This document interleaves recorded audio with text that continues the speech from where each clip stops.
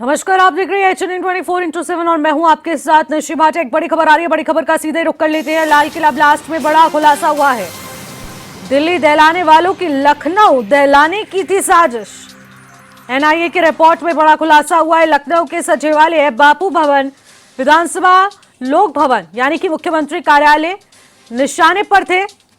Doctor Muzammil और doctor Shaheen ने अगस्त 2025 में इन भवनों की रेकी की थी। लखनऊ के भीड़भाड़ वाले इलाके, लालबाग, अमीनाबाग, बड़ा इमामबाड़ा, इन सब पर रेकी की थी। केमिकल की दुकानों का दोनों ने पता लगाया था। फोन से दुकानों को डॉक्टर मुजम्मिल ने सर्च किया था। लखनऊ में बड़े हमले की रची जा रही थी एक बड़ी साजिश, और इसी के साथ ये बड़ा और अहम खुलासा हुआ है।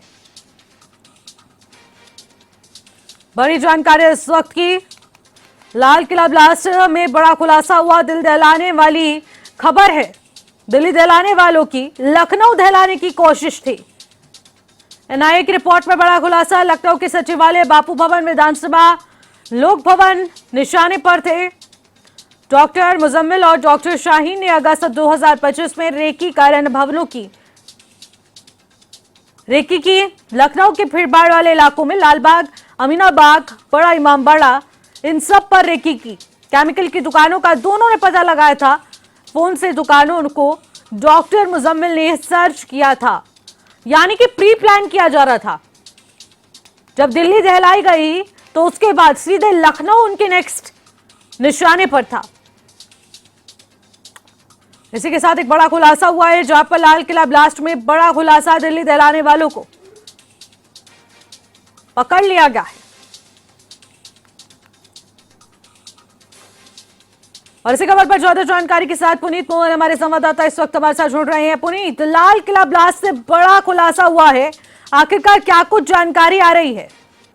देखिए, दिल्ली के लाल किला बम ब्लास्ट में NIA ने अपनी रिपोर्ट प्रस्तुत करी है, जो कि बेहद चौंकाने वाली है। दरअसल दिल्ली का जो बम ब्लास्ट हुआ वो जल्दबाजी में हुआ था। दरअसल पूरी साजिश तो लखनऊ और उत्तर प्रदेश के अन्य शहरों को दहलाने की थी। दरअसल डॉक्टर शाहीन, जो मुख्यमंत्री कार्यालय से महज 500 मीटर की दूरी पर लालबाग के घने मोहल्ले में जो उसका बर्थ प्लेस है, वहां की रहने वाली है। डॉक्टर मुजम्मिल, ये लोग लखनऊ के एक एक चप्पे चप्पे से परिचित थे। अगस्त 2025 में डॉक्टर मुजम्मिल और डॉक्टर शाहीन लखनऊ आए थे। इन्होंने लोक भवन यानी कि मुख्यमंत्री कार्यालय, ठीक उसके सामने विधानसभा, बापू भवन, इनकी रेकी करी थी। किस टाइम वहां पर लोग आते हैं, किस टाइम छुट्टी होती है। इसके अलावा जो भीड़ भाड़ वाले इलाके हैं, जैसे लखनऊ की अमीनाबाद मार्केट है, लालबाग है, बड़ा इमामबाड़ा है, यहाँ की भी रेकी करी थी। प्लान था लखनऊ में कुछ बड़ा करने का। पैसे से ये लोग डॉक्टर थे और बम बनाने में जिन इक्विपमेंट्स का, जिन केमिकल का यूज होता है, उससे भी भली भांति परिचित थे।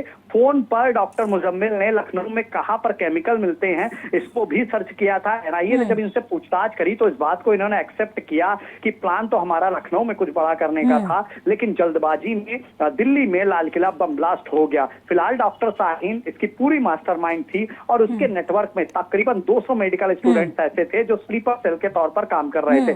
NIA लगातार छापेमारी कर रही है। ऐसे कई स्टूडेंट्स अरेस्ट भी हुए हैं जो डॉक्टर शाहीन और डॉक्टर मुजम्मिल के संपर्क में थे। लेकिन आज इस रिपोर्ट ने लखनऊ वासियों को सतर्क कर दिया, क्योंकि जिस तरीके से हाई सिक्योरिटी जोन है सचिवालय परिसर, बापू भवन, विधानसभा और लोक भवन, इसकी ये रेकी करते थे। यानी कि जो इनकी सातिर आंखें थी, उससे ये तलाशते थे कि आखिर किस तरीके का इनका जो प्लान चल रहा था, किस तरीके ब्लास्ट किया जाए जिससे मैसेज, यानी कि पुनीत, दिल्ली दहलाने वालों की लखनऊ दहलाने की पूरी साजिश थी, जो कि काफी हद तक नाकाम हो चुकी है। अभी फिलहाल मैं आपसे जानना चाहूंगी कि आखिरकार कितने लंबे समय से ये प्लानिंग चली आ रही थी, क्या कुछ कबूला है उन्होंने?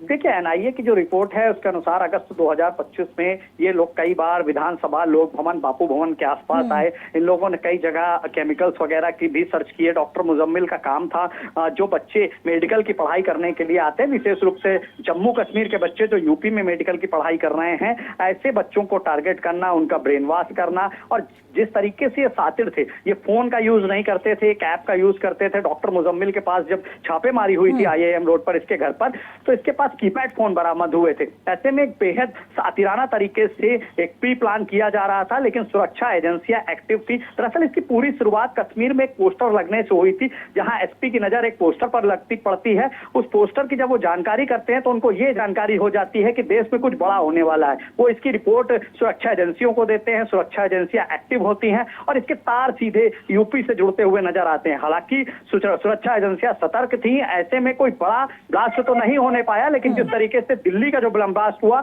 वो जल्दबाजी में हुआ। अगर इनका प्लान सक्सेसफुल हो जाता तो लखनऊ और यूपी के कई महानगरों को इन्होंने अपना निशाना बनाया था, जिसकी रेकी करी थी, इसके फोटोग्राफ्स वगैरह भेजे गए थे, प्लान चल रहा था। इससे पहले ही सुरक्षा एजेंसियों ने धर लिया। जी बिल्कुल, देखिए सुरक्षा एजेंसियां काफी ज्यादा सतर्क है, लेकिन अब भी फिलहाल जिस तरीके से घटनाक्रम निकलकर सामने आ रहा है और बड़े नेटवर्क की बात यहां पर की जा रही है, कहां से कहां तक किस नेटवर्क के तार जुड़े हुए पाए गए हैं, क्या कुछ खुलासा हुआ?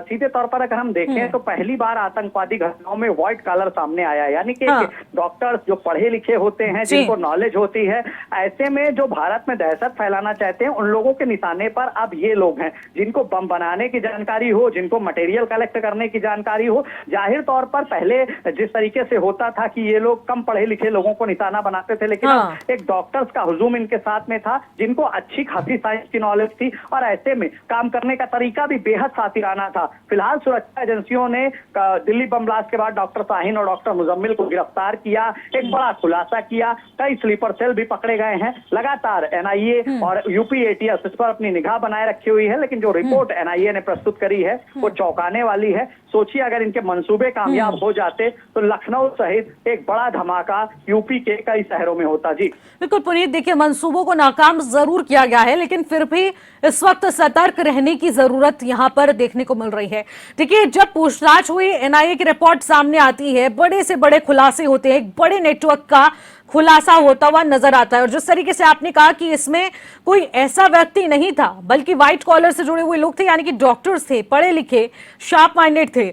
लेकिन आखिरकार आप पुलिस ऐसे स्थानों पर सुरक्षा व्यवस्था को कितना ज्यादा कड़ा करने वाली है, क्योंकि जहां पर ज्यादा आबादी है वहां पर बम ब्लास्ट करने की तैयारी होती है।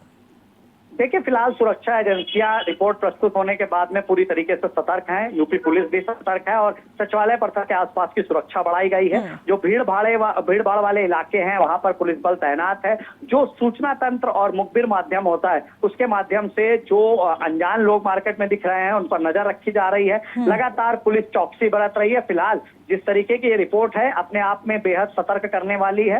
डॉक्टर शाहीन और डॉक्टर मुजम्मिल लखनऊ के ही रहने वाले थे, लखनऊ से भली भांति परिचित थे और कहीं ना कहीं एक उनका प्लान चल रहा था, प्री प्लान था, तैयार कर रहे थे, लेकिन उससे पहले कुछ ऐसा हो जाता है कि जिससे उनकी अरेस्टिंग हो जाती है। फिलहाल जिस तरीके की रिपोर्ट सामने आई है उसके बाद सुरक्षा व्यवस्था और भी कड़ी कर दी गई है। जी बिल्कुल पुनीत, और ये भी देखने वाला विषय रहेगा कि आखिरकार एनआईए की रिपोर्ट में, क्योंकि अभी भी तमाम खुलासे बाकी हैं, उन पर सभी नजर रखी जा रही है।